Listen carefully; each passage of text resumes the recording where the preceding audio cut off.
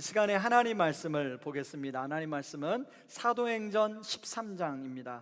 사도행전 13장 13절에서 52절까지 본문인데요. 그 중에서 우리 13절부터 30절까지만 같이 보겠습니다. 13절 제가 읽겠습니다. 바울과 및 동행하는 사람들이 바보에서 배 타고 밤빌리아 있는 버가에 이르니 요한은 그들에게서 떠나 예루살렘으로 돌아가고, 그들은 버가에서 더 나아가 비디시아 안디옥에 이르러 안식일에 회당에 들어가 앉으니라. 율법과 선지자의 글을 읽은 후에 회당장들이 사람을 보내어 물어 이르되 형제들아, 만일 백성을 권할 말이 있거든 말하라 하니, 바울이 일어나 손짓하며 말하되 이스라엘 사람들과 및 하나님을 경외하는 사람들아 들으라.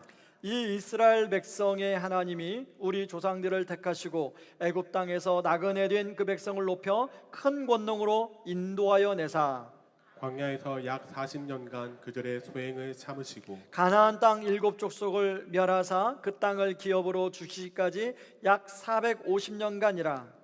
그 후에 선지자 사무엘 때까지 사사를 주셨더니 그 후에 그들이 왕을 구하거늘 하나님이 베냐민 지파 사람 기스의 아들 사울을 40년간 주셨다가 패하시고 다윗을 왕으로 세우시고 증언하여 이르시되 내가 이새의 아들 다윗을 만나니 내 마음에 맞는 사람이라 내 뜻을 다 이루리라 하시더니 하나님이 약속하신 대로 이 사람의 후손에서 이스라엘 위하여 구주를 세우셨으니 곧 예수라. 그가 오시기에 앞서 요한이 먼저 회개의 세례를 이스라엘 모든 백성에게 전파하니라. 요한이 그 달려갈 길을 마칠 때에 말하되 너희가 나를 누구로 생각하느냐? 나는 그리스도가 아니라 내 뒤에 오시는 이가 있으니 나는 그 발의 신발끈을 풀기도 감당하지 못하리라 하였으니, 형제들아, 아브라함의 후손과 너희 중 하나님을 경외하는 사람들아, 이 구원의 말씀을 우리에게 보내셨거늘 예루살렘에 사는 자들과 그들 관리들이 예수와 및 안식일마다 외우는 바 선지자들의 말을 알지 못하므로 예수를 정죄하여 선지자들의 말을 응하게 하였도다. 죽일 죄를 하나도 찾지 못하였으나 빌라도에게 죽여달라 하였으니 성경의 글을 가리켜 기록한 말씀을 다 응하게 한 것이라. 후에 나무에서 내려다가 무덤에 두었으나, 함께 읽습니다. 하나님이 죽은 자 가운데서 그를 살리신지라. 아멘. 조셉 M. 마샬의 그래도 계속 가라라는 일반 서적이 있습니다. 이 책은 한 젊은이와 그리고 친할아버지와 나누는 대화인데요. 이 손주가 일찍이 아버지를 여의었습니다. 그래서 할아버지를 찾아가서 이렇게 질문합니다. 할아버지, 왜 이렇게 사는 게 힘들어요? 그러자 할아버지는 손자에게 다정하게 말합니다. 인간은 행복을 바라지만 누구에게나 고통과 슬픔이 찾아오기 마련이란다. 그러나 고난과 역경이 우리를 막을지라도 계속 앞으로 나아가야 된다. 삶이 내 여정에 복판에 역경을 가져왔다면 너는 그것으로부터 강인함을 배울 기회를 얻게 된 것이다. 여러분, 사실 이 책에 나오는 이 젊은이만 인생의 이런 장애물을 만나고 어려움을 만나는 게 아니라 저나 여러분들이나 우리가 삶을 살아가다 보면 이런 것들을 만날 때가 있죠. 여러분, 그동안에 이런 어려움을 만나면 어떻게 여러분들은 반응을 하셨습니까? 그리고 혹시 지금 그런 어려움을 만나는 분이 계시다면 어떻게 생각하며 그 시간을 보내고 계십니까? 제가 왜 이런 말씀 드리냐면 오늘 본문은 그런 어려움을 만난 바울과 바나바 이야기이기 때문에 그렇습니다. 바울과 바나바가 구브로 섬에서 이제 복음을 전하고 바보를 떠나 버가란 도시로 오게 됩니다. 지도를 한번 보여주시기 바랍니다. 이 구브로 섬이고 이제 버가란 지역은 내륙 지역입니다. 갈라디아 지역으로 들어가는 내륙 지역인데, 그 버가에서 함께 동행했던 마가 요한이 바울과 바나바를 놓아두고 고향으로 돌아가 버립니다. 성경에는 정확한 이유가 나오지 않지만 학자들은 여러 가지 이유를 설명하고 추론합니다. 뭐 예를 들면 그런 겁니다. 첫 번째는 향수병이 걸렸을 것이다. 그리고 두 번째는 이 마가 요한이 바나바의 조카인데 자기 삼촌이 사역의 주도권에서 좀 뒤로 밀리자 그것 때문에 마음이 상해서 집으로 갔을 것이다. 세 번째는 바울이 버가라는 지역은 굉장히 지중해 연안이기 때문에 고온 다습합니다. 그래서 바울이 이 육체의 가시 질병이 있었는데 바울을 케어를 해야 됐어요. 바나바와 마가가. 그런데 지금 비시디아 안디옥으로 넘어간다는 거예요. 이 비시디아 안디옥은 그 큰 타우르스 산맥이라는 산맥이 가로막고 있었는데 해발 3,000m 되는 산이에요. 일교차가 밑에는 고온다습한데 산 위에는 너무 춥고 눈보라가 치는 그런 게 있어요. 그 거리로만 해도 약 160km 정도는 거리였습니다. 그래서 마가가 도저히 그런 몸이 약한 바울을 데리고 거기를 갈 수 없기 때문에 마가는 돌아갔을 것이다, 이렇게 추정을 하게 됩니다. 저는 이 세 가지 이유가 다 복합적으로 있지 않았나 그걸 생각을 해보게 돼요. 그런데 마가가 떠난 것이 바울과 바나바에게 굉장히 충격적이었던 것 같아요. 그걸 어떻게 알 수 있냐면 사도행전 15장 16절에 보면 2차 전도 여행을 떠나는데 그때 마가가 또 따라가겠다고 나서요. 바나바는 데려가자. 그리고 바울은 그때 우리를 떠난 이 마가 우리를 이렇게 버리고 떠났는데 도저히 데리고 갈 수 없다 하고 바나바와 바울이 심히 다퉜다는 얘기가 사도행전 15장 38절 39절에 나옵니다. 바울과 바나바 요한이 전도여행을 같이 좀 우리가 힘들고 어려웠지만 함께 가자, 고생해도 가자 그러는데 여러분 요한이 돌아갔을 때 바울과 바나바의 마음이 어땠을까요? 여러분도 혹시 어떤 일을 함께 도모하고 그게 좀 어렵지만 우리 같이 한번 해보자, 그런데 그 일을 하다가 도중에 누군가가 여러분을 떠났어요. 그럴 때 굉장히 마음이 힘들었던 경험이 있을 것입니다. 바울과 바나바가 그랬던 것 같아요. 그러나 오늘 본문에 보니까 바울과 바나바가 그랬음에도 이 전도 여행, 복음을 전하는 걸 포기하지 않고 피시디아 안디옥에 도착해서 회당에서 복음을 전하는 내용이 오늘 나옵니다.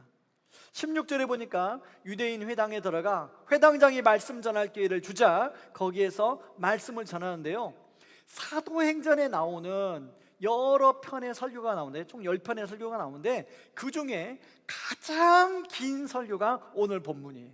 그래서 제가 여러분과 본문을 다 읽으면 여러분이 너무 지루할 것 같아가지고 제가 본문을 좀 줄여서 읽은 겁니다.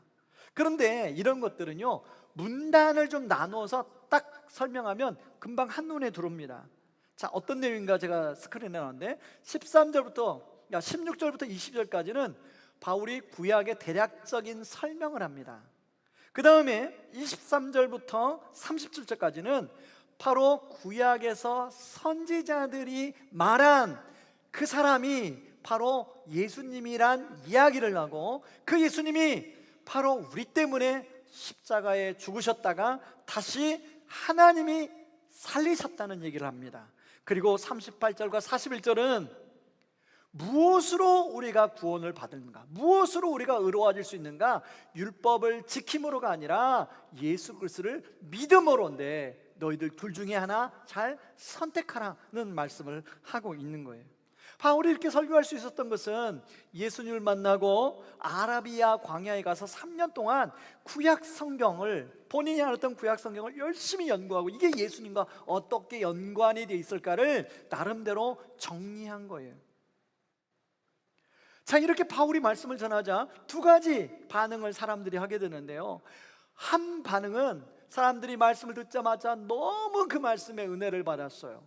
그래가지고 다음 안식일 때도 와서 꼭 이 말씀을 전해주세요 하고 그런 사람들 뿐만 아니라 거기에 많은 사람이 남아가지고 바울과 바나바를 따랐다고 성경은 나옵니다.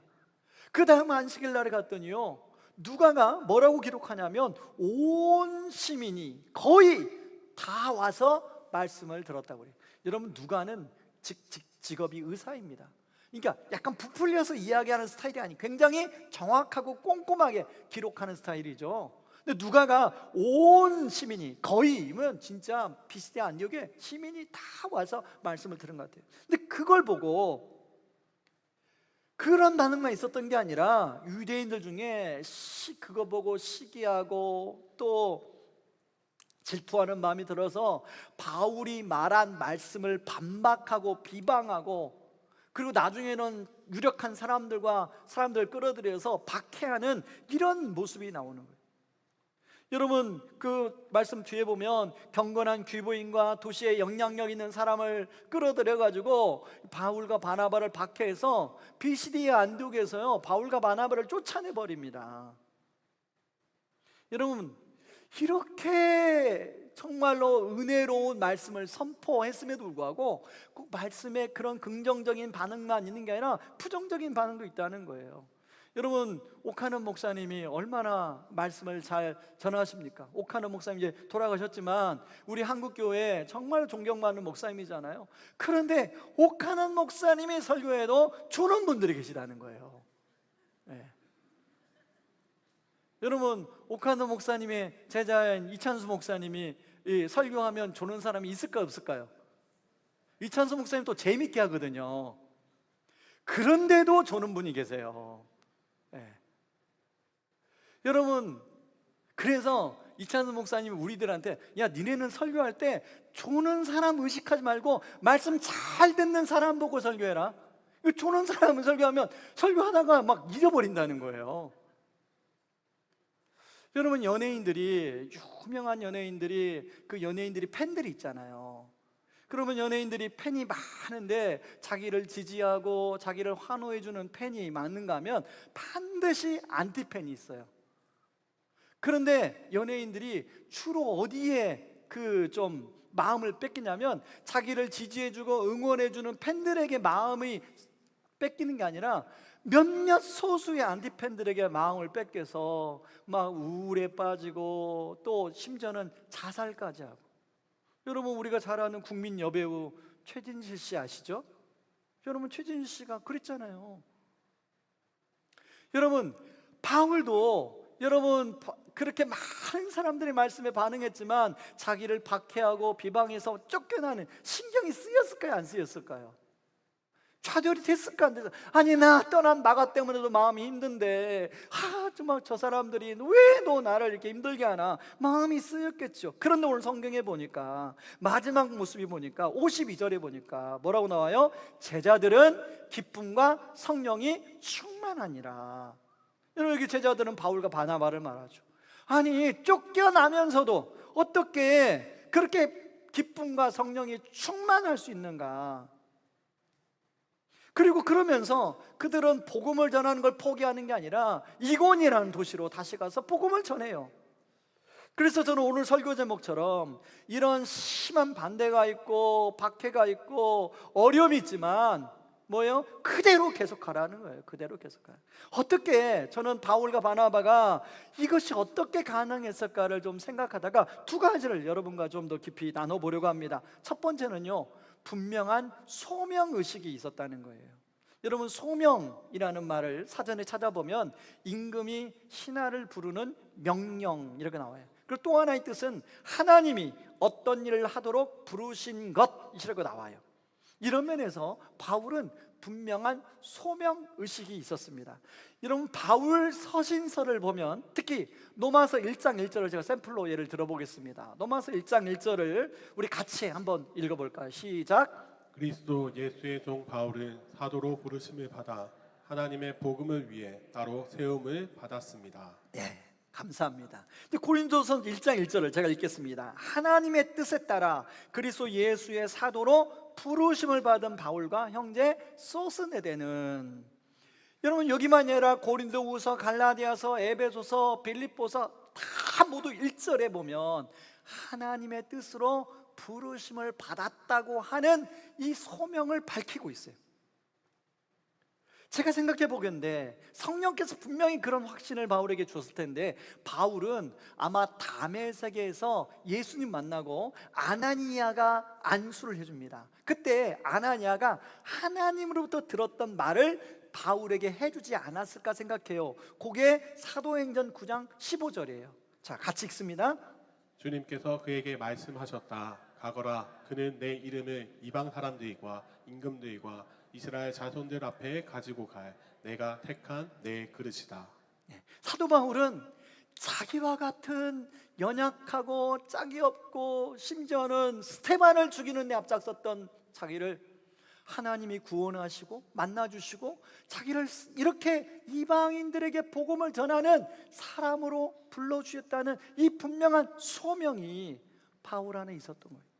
그래서 오늘 본문에도 보면 유대인들의 일부가 자기를 비방하고 박해하고 자기를 쫓아내는 가운데 뭐라고 합니까? 사도행전 13장 47절에 보니까 이렇게 말해요. 주께서 이같이 우리에게 명하시되 내가 너를 이방의 빛으로 삼아 너로 땅끝까지 구원하게 하리라 하셨느니라. 이 말에 내가 분명한 소명을 시키기 때문에 포기할 수 없다는 거예요.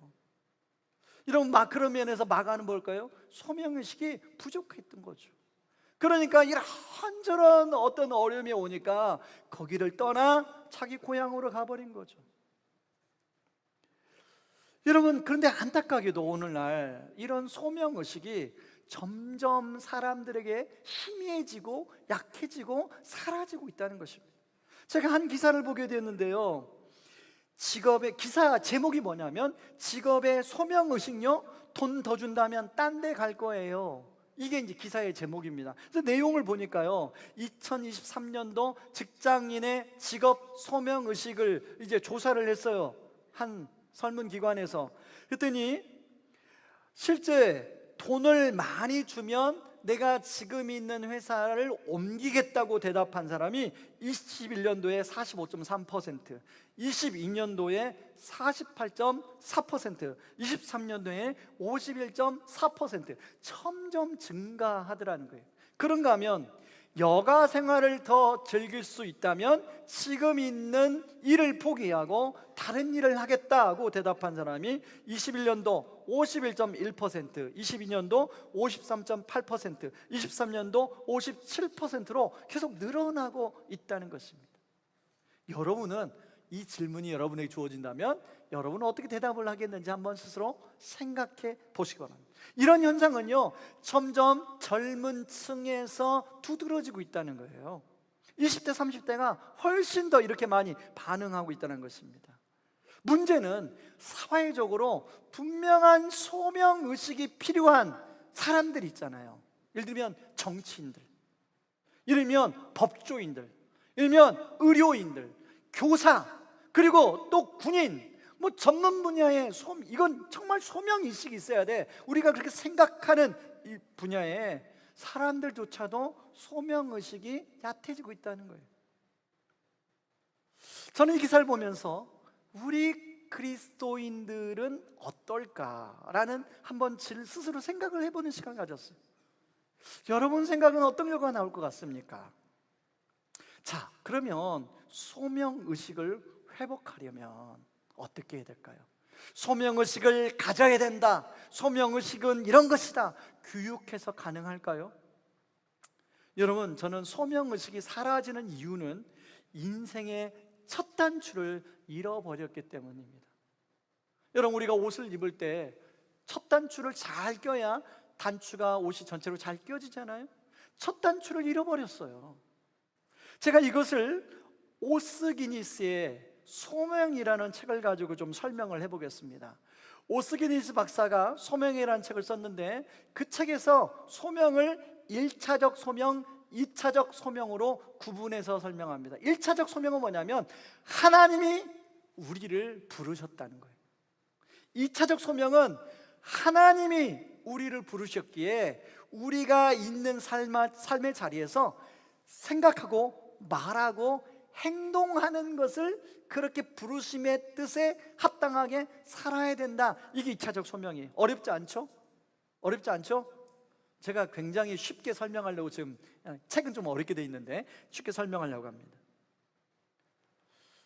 여러분, 문제는 이 첫 단추인 하나님에 대한 존재를 부정하고 하나님에 대한 믿음이 약화되고 희미해지다 보니까 소명의식도 점점 희미해진다는 거예요.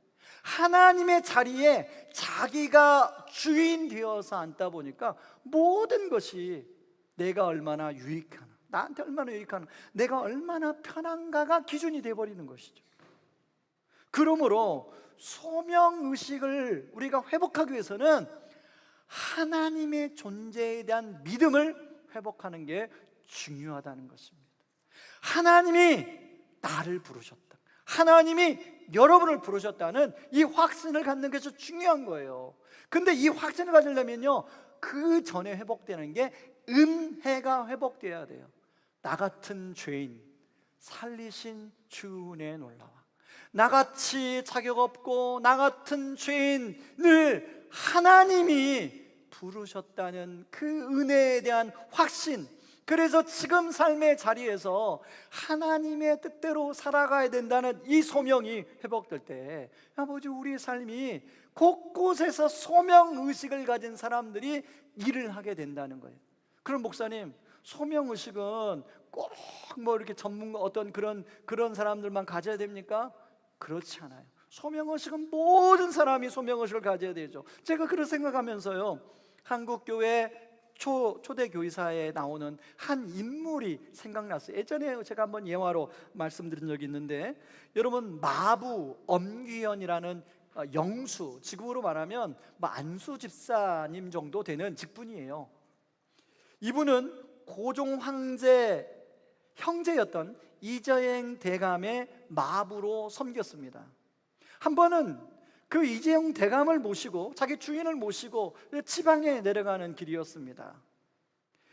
기도하는 가운데 성령님이 마음을 주셔서 이재용 대감에게 이렇게 말했습니다. 날이 황송하오나 오늘부터 예수님을 믿으시면 어떠시겠습니까? 그래야 나리도 죄사함 받고 영생을 얻을 수 있사옵나이다. 그러자 이 대감이 버럭 화를 낸 거예요. 그래, 예수 믿으면 너 같은 쌍놈이 양만이라도 되는 거냐? 라고 소리를 지릅니다. 그랬더니 이 마부 엄귀현 영수가 이렇게 대답을 했다고 그래요. 제가 마부꾼 신세 면하려고 예수 믿는 게 아닙니다. 도리어 이제부터 마부 노릇을 잘 해야지요. 나리께서 예수 믿으시면 제가 평생 마부꾼으로 나리를 모시겠습니다. 여러분, 소명이라는 게 뭡니까? 이 마부 엄견, 이 마부, 자기가 주어진 일을 잘 자기 자리에서 감당하는 게, 하나님의 은혜를 아니까 이게 지금 나에게 주어진 일을 내가 잘하는 게, 이게 하나님이 주신 소명이라고 생각하는 거죠. 여러분, 이재용 대감이 나중에 예수를 믿었을까요? 예, 눈치 빠른 분들은, 또 아시는 분들은 아실 거예요. 그때는 예수님 믿지 않았어요. 근데 한참 시간이 지나서 이 엄귀현이 섬기는 교회에 이분이 오게 된 거예요. 나중에 알고 보니까 아내를 통해서 그 교회에 오게 된 거예요. 그리고 예수를 믿게 됐어요. 그리고 나중에는 지금의 종로에 가면 승동교회가 있습니다. 승동교회의 담임 목사가 됐어요. 여러분, 이 마부 엄귀현이, 이 영수분이 정말 지나가면서 그분에게 복음을 전한 것이 씨앗이 돼서 그 마음을 움직이고 있더라는 것입니다. 저와 여러분이 이런 소명의식이 회복됨으로 말미암아 여러분이 지금 삶의 자리에서 하는 것들을 정말로 기쁘게, 즐겁고 의미 있게 감당할 수 있기를 주님의 이름으로 축원합니다. 두 번째는요, 간절함이에요. 간절함. 여러분, 사도행전에 아까 말한 것처럼 총 10편의 설교가 나오는데, 이 10편의 설교 중에 가장 긴 설교를 지금 하고 있습니다. 이 바울은 왜 이렇게 가장 길게 설교를 할까? 이런 질문을 우리가 해볼 수 있죠. 근데 이 설교의 초점이 무엇인가를 보면 알 수 있습니다. 여러분, 23절에 보니까 그 초점이 나와요. 23절을 같이 한번 읽어볼까요? 읽습니다. 하나님은 약속하신 대로 다윗의 후손 가운데서 구주를 세워 이스라엘에게 보내셨으니 그가 곧 예수입니다.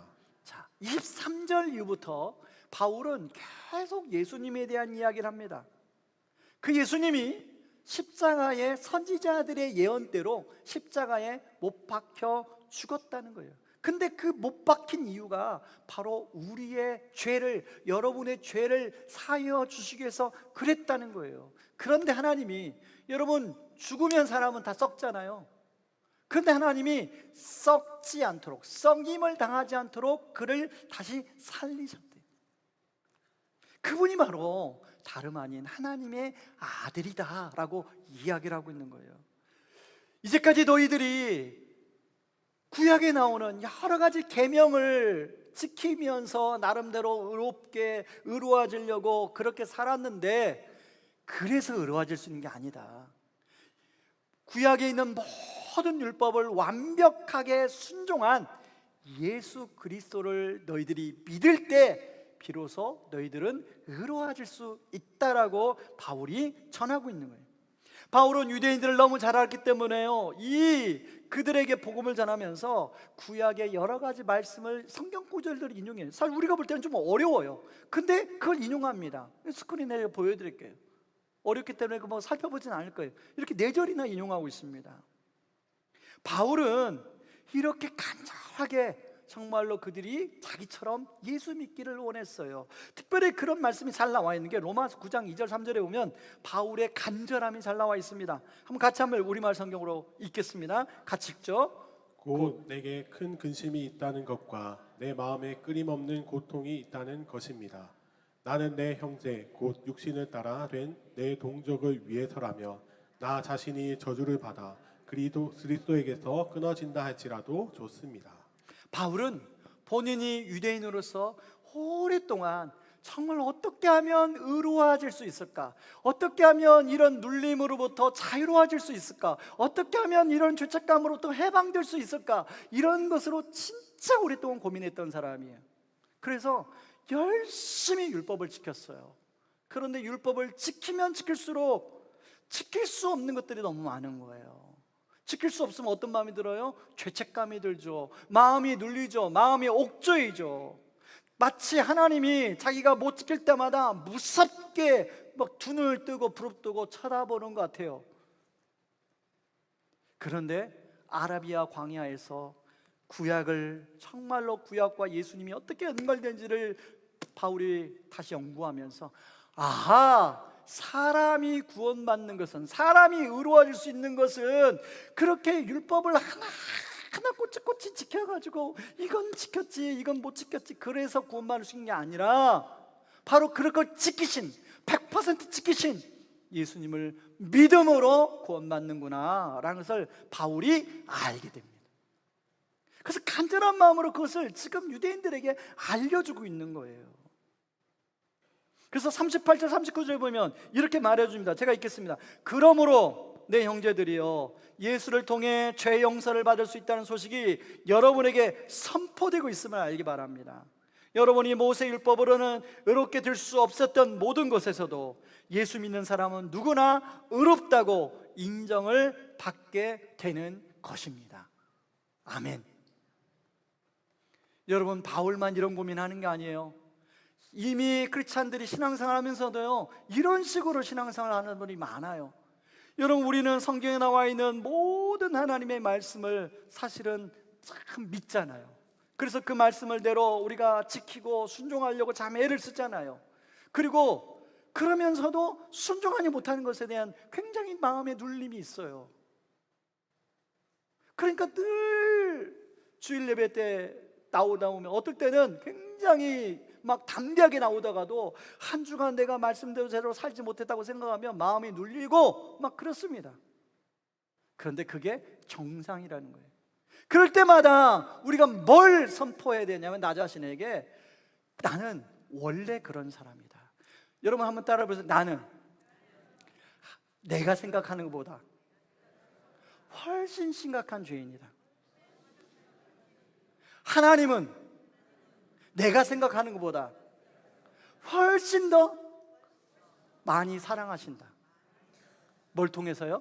그 증거가 뭐예요? 십자가입니다.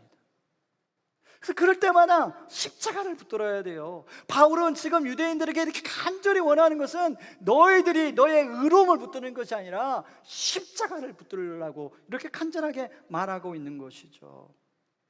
여러분 그렇게 말씀 전하자 그 진짜 한 번도 들어보지 않았던 그 복음의 진리를 듣고 많은 사람들이 바울과 바나바를 따랐다고 성경에 나옵니다. 제가 영상을 찾아보다 보니까 개그맨 유재석 씨가 하는 인터뷰가 나오더라고요. 유재석 씨가 생각보다 굉장히 오랫동안 무명의 세월을 보냈더라고요. 그렇게 말합니다. 그냥 저는 열심히 살았습니다. 진짜 열심히 살았습니다. 그런데 보는 오디션마다 떨어지고 하는 일마다 어긋나게 되었습니다. 그래서 저는 한 번의 기회가 너무 간절했습니다. 저에게 주어진 한 번의 기회가 너무 간절했습니다. 그러다가 어느 날 그런 기회가 주어져서 그 오디션에서 간절한 마음으로 최선을 다했습니다. 그리고 그 위에는 모든 오디션을 줄 때마다 간절한 마음으로 최선을 다했습니다. 저는 그 인터뷰 영상을 보면서 새생명 축제를 맞이하고 있는 저는 얼마나 간절한가를 생각해 보게 되었어요. 여러분, 지난주에 이제 VIP 카드를 기록하고 제 성경책 앞에 놓고 이제 이렇게 기도하고 있는데요. 여러분, 그렇게 되니까 간절한 기도가 나오더라고요. 하나님, 이분들을 하나님께서 정말로 복음을 나눌 수 있는 기회를 허락해 주십시오. 어떤 분은 목사님 그냥 기도하면 되지 뭐 이런 걸 가지고 적어가지고 기도해야 됩니까? 라고 생각하는 분이 있는데요. 여러분 적으면 보게 되잖아요. 보고 또 이제 그 보면 성령님이 기도하게 되면 이분을 좀 네가 만났으면 좋겠다, 시간 내서 만나서 같이 복음을 좀 나눴으면 좋겠다, 그분의 이야기를 좀 들어줬으면 좋겠다, 이런 마음을 주세요. 그러면 또 만나는 것이죠. 저는 여러분들 안에 그런 간절함이 회복될 수 있길 바랍니다. 여러분도 그런 영혼이 있잖아요. 하나님이 여러분에게 마음에 부담을 주는 사람들이 있잖아요. 그 사람을 놓고 간절히 기도하고 그러다 보면 성령께서 일하게 될 줄 믿습니다. 여러분 2년 전 한 1년 반 정도일 겁니다. 저희 제자반에 한 성도님이 이제 기도 제목을 내놓는데 자기 어머님 기도 제목을 내놓으셨어요. 근데 이 어머님이 불심이 아주 많으신 분이에요. 여러분 어때요? 불심이 많으시면 어떻게 이분이 예수님을 믿을 수 있을까요? 그래도 이분이 목사님 일단 내놓고 제가 기도하겠습니다. 그래서 같이 우리 제자반에서 같이 기도했어요. 근데 놀라운 것은 그 어머님이 가장 집에서 가까운 교회에 처음 나가고 또 코로나 기간에 나가고 구역 예배에 나가고 작년에는요 그 어머님이 다른 진짜 예수 안 믿는 사람을 전도를 했어요. 할렐루야죠. 여러분 성령께서 그렇게 일하실 줄 믿습니다. 그러므로 여러분들이 그런 마음으로 같이 간절한 마음으로 기도할 수 있기 바랍니다. 사실 저와 여러분이 여기 와서 이렇게 예배를 드릴 수 있는 것은 우리를 향한 하나님과 성령님과 예수님의 간절함의 결과라고 생각합니다. 예수님은 당신의 사랑한 자녀들이 한 사람도 멸망당하지를 원치 않으시죠. 우리를 살리려는 간절함 때문에 그분은 십자가의 모든 수모와 모든 고통과 죽음을 담당하신 것이죠. 그러므로 그 은혜를 가지고 이제 저와 여러분이 그런 간절함으로 그 영혼을 품고 나아가는 그런 은혜가 있기를 주님의 이름으로 축원합니다. 이 시간에 같이 일어서서 우리 찬양합니다. 그가 오신 이유 같이 찬양하겠습니다.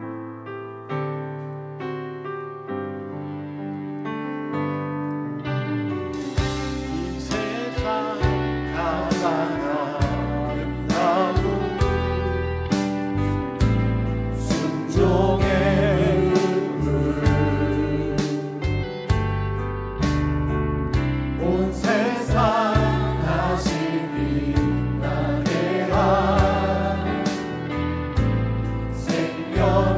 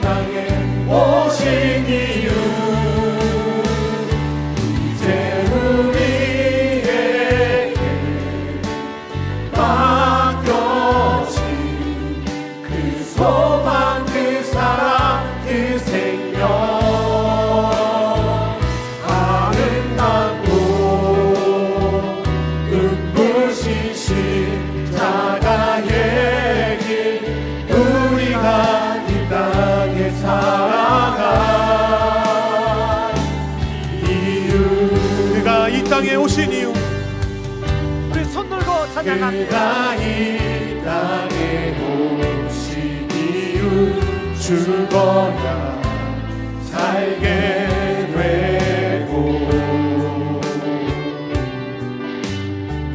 져야만 승리하는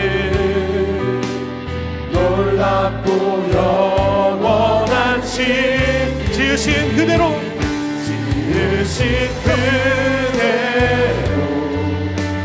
회복시키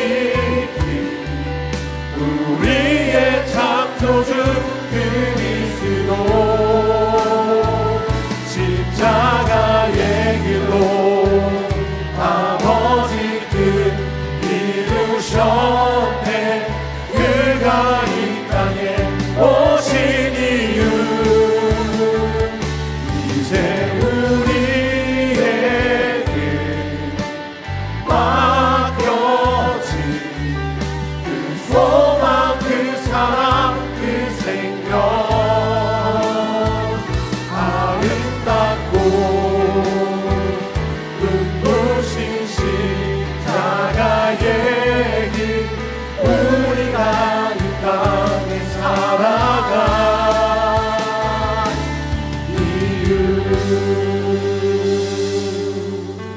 여러분, 예수님이 이 땅에 오신 이유는 바로 저와 여러분을 살리시기 위해 오셨습니다.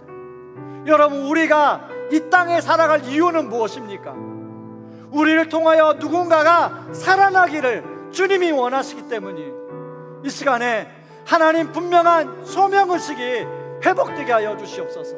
하나님, 우리의 삶의 자리에서 그게 무슨 일이든 하나님이 나를 그곳에 보내셨다, 하나님이 나를 부르셨다, 내가 하나님께 부름받은 선교사다, 그런 소명을 가지고 그 일을 담당하길 바랍니다. 그런가 하면 두 번째, 하나님 간절함으로 아버지, 내가 나에게 마음에 부담을 주는 그 영혼을 위하여 기도합니다.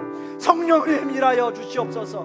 지금까지도 기도에도 아무런 유동이 없지만 하나님, 올해가 그런 기회가 되게 하여 주시옵소서. 그런 마음으로 같이 기도하며 나갑니다. 기도하겠습니다. 지으신 은혜, 아버지, 주님이 이 땅에 아버지 오신 아버지 하나님, 바로 아버지 저를 살리기 위해서 오셨습니다. 우리를 살리기 위해서 오셨습니다. 아버지, 우리가 살아갈 이유, 아버지 하나님, 바로 아버지와 집중하여 아버지와 집중하여 살리기 위함입니다. 아버지 하나님, 아버지 하나님, 소명의식을 아버지 우리가 회복하게 하여 주시옵소서. 아버지, 우리가 아버지 어떤 일을 하든 무슨 일을 하든 아버지 하나님, 아버지 하나님, 그 이름과 감당되는 그 속에서 아버지 이 마음처럼 아버지의 복음을 전하고 아버지의 영을 살린 아버지 그 일을 감당한 아버지 우리들과 그대로 도와주시옵소서. 이것을 성령께서 그렇게 일하시고 역사하시는 시간이 되게 하여 주시옵소서. 하나님 아버지, 하나님께서 예수님을 이 땅에 보내신 이유, 바로 저와 여기에 있는 주님의 백성들 때문입니다. 우리가 살아갈 이유, 하나님 우리를 통하여 누군가가 구원받고 살아나기 위함인 줄 믿습니다. 하나님, 분명한 소명의식을 가지고 그것이 어떤 일이든 우리의 주어진 삶의 자리에서 하나님에게 하듯 감당하는 우리가 되게 하여 주시옵소서. 뿐만 아니라 아버지, 우리에게 마음의 부담을 주는 그 영혼들, 하나님 저를 통하여 이번 새생명 축제를 통하여 하나님 살아나는 그런 은혜를 허락하여 주시옵소서. 이제는 많은 죄 가운데서 우리를 구원하신 우리 주 예수 그리스도의 은혜와 그 크신 하나님의 사랑하심과 성령 하나님의 위로 충만하심의 역사가 분명한 소명의식을 가지고 간절함을 가지고 영혼을 위하여 기도하며 계속 그대로 가기를 원하는 우왕으로 예배드리는 모든 성도님들 위해 이제로부터 영원토록 함께하기를 주의 이름으로 축원하옵나이다. 아멘.